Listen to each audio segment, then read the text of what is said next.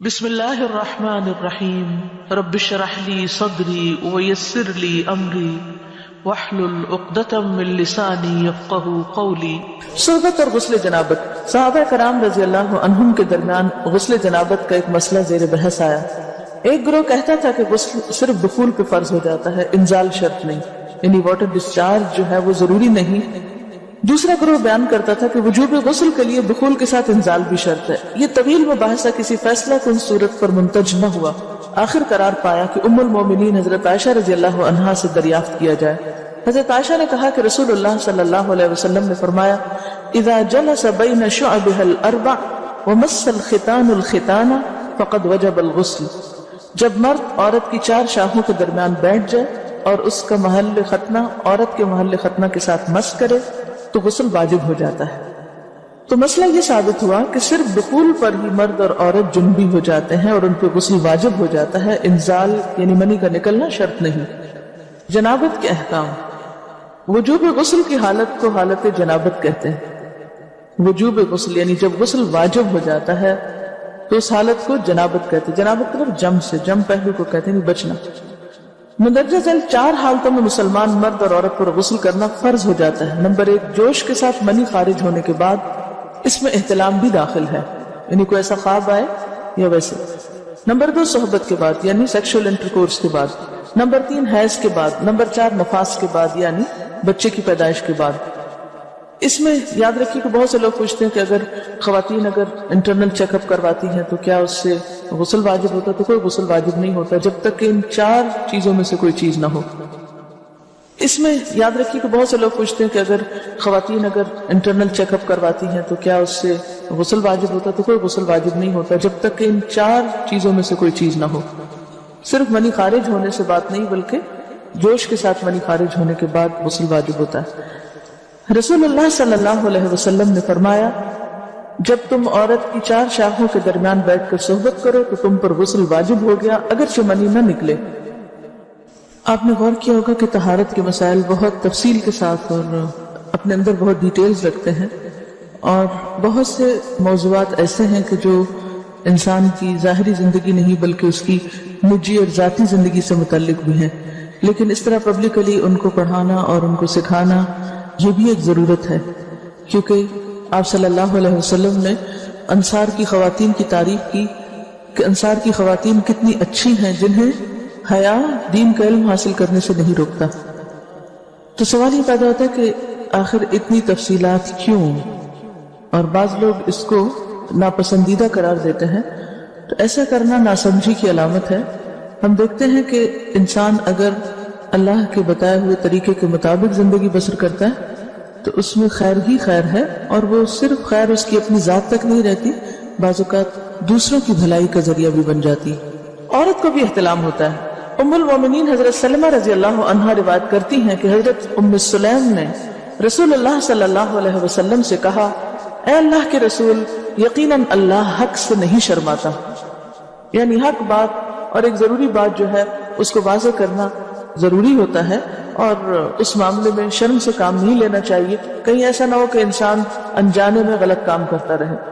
تو یہ کہہ کر انہوں نے مسئلہ پوچھا، کیا عورت پر غسل ہے جبکہ اس کو احتلام ہو؟ آپ نے فرمایا ہاں، لیکن جب پانی کا نشان دیکھے یعنی منی دیکھے۔ اس پر حضرت ام سلمہ نے شرم سے منہ چھپا لیا اور عرض کیا، اے اللہ کے رسول، کیا عورت کو بھی احتلام ہوتا ہے؟ آپ نے فرمایا ہاں ہوتا ہے، تیرا داہنا ہاتھ خاک آلود ہو، یعنی ایک پیار کی ڈانٹ تھی۔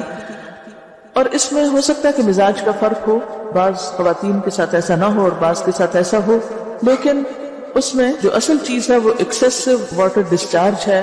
اس میں کہیں ایسا نہ ہو کہ لیکوریا وغیرہ کے ساتھ اس کو ریلیٹ کر دیا جائے، دونوں چیزوں میں فرق ہے۔ اور احتلام جو ہے وہ سوتے وقت ہوتا ہے، یعنی سو کر اٹھنے پر اگر انسان اپنے کپڑوں پر زیادہ ڈسچارج دیکھے، خواہ کوئی خواب یا کوئی فیلنگ یاد نہ بھی ہو، تو پھر غسل کرنا ضروری ہے۔ معلوم ہوا کہ عورت یا مرد نیند سے اٹھ کر اگر تری یعنی نشان منی دیکھیں تو یہ احتلام کی علامت ہے، لہٰذا ان پر غسل کرنا فرض ہو جاتا ہے۔ اور اگر احتلام کی کیفیت انہیں یاد ہو لیکن نشان نہ پائیں، یعنی خواب یاد ہے لیکن کوئی سامنے علامت نہیں، تو غسل فرض نہیں ہوگا۔ ایسی صورت میں شک کی ضرورت نہیں ہے کہ نہیں وہ میں نے خواب دیکھا اور مجھے خواب بالکل صحیح یاد ہے تو مجھے نہانا چاہیے. نہیں، محض خواب پر نہیں نہایا جائے گا جب تک کہ فزیکلی کوئی ایسی چیز سامنے دیکھی نہ جائے. حضرت ام سلمہ روایت کرتی ہیں کہ میں نے کہا اے اللہ کے رسول صلی اللہ علیہ وسلم، میں اپنے سر کے بال خوب مضبوط گوندتی ہوں، کیا میں انہیں غسل جنابت کے وقت کھولا کروں؟ آپ نے فرمایا ان کا کھولنا ضروری نہیں، تیرے لیے یہی کافی ہے کہ 3 لپ پانی اپنے سر پر ڈالے، پھر اپنے سارے بدن پر پانی بہائے، پس تو پاک ہو جائے گی. یعنی بالوں کی جڑیں بھیگنا، سکن بھیگنا ضروری ہے، سارے بال کھولنا ضروری نہیں ہے. جنبی کے بالوں کا مسئلہ. حضرت عائشہ کو خبر ملی کہ حضرت عبداللہ ابن عمرو عورتوں کو غسل جنابت کے لیے بال کھولنے کا حکم دیتے ہیں. فرمانے لگی ابن عمرو پر تعجب ہے، انہوں نے عورتوں کو تکلیف میں ڈال دیا، وہ انہیں سر منڈوانے کا حکم کیوں نہیں دے دیتے؟ یہ حضرت عائشہ کی ڈانٹ تھی. یعنی وہ یہ تو کہہ رہے کہ عورتیں بال کھول کھول کے نہائیں، تو وہ پھر سیدھا یہی کہے کہ عورتیں بال منڈوا لیں. میں اور رسول اللہ صلی اللہ علیہ وسلم ایک ہی برتن میں غسل کرتے اور میں اپنے بال کھولے بغیر سر پر 3 چلو سے زیادہ پانی نہیں ڈالتی تھی. معلوم ہوا کہ غسل جنابت کے لیے بال کھولنے کی ضرورت نہیں، مگر یہ حکم صرف غسل جنابت کا ہے. غسل حیض کے لیے بالوں کا کھولنا ضروری ہے کیونکہ وہ مہینے میں ایک دفعہ. حضرت عائشہ سے روایت ہے کہ انہیں رسول اللہ صلی اللہ علیہ وسلم نے غسل حیض کے لیے فرمایا اپنے بال کھولو اور غسل کرو. اس میں آپ دیکھیے کہ دونوں چیزوں میں فرق کیوں ہے، دونوں کی نوعیت فرق ہے. اور حیض جو ہے وہ ایک نجاست کی کیفیت بھی ہے نا، قل ہوا اذی، اس کے بعد نہانا اور نہا کر خوشبو لگانا خاص طور پر اس کا سارا حکم آتا ہے. لیکن غسل جنابت میں نجاست کی وہ کیفیت نہیں ہے. یعنی حیض کا خون اور منی جو ہے ان دونوں کے حکم میں بھی فرق ہے. ٹھیک ہے نا. بعض علماء کے خیال میں جو منی ہے اٹ سیلف وہ ناپاک چیز نہیں ہے. اگر کسی کپڑے وغیرہ کو لگ گئی تو وہ کپڑا ناپاک نہیں، اگر اس کو خشک ہونے پر خرچ کے صاف کر دیا جائے کپڑا صاف ہو جائے گا. لیکن خون حیض پر آپ صلی اللہ علیہ وسلم کیا فرمایا؟ چٹکیوں سے مل مل کے اس کو صاف کر کے دھوئے.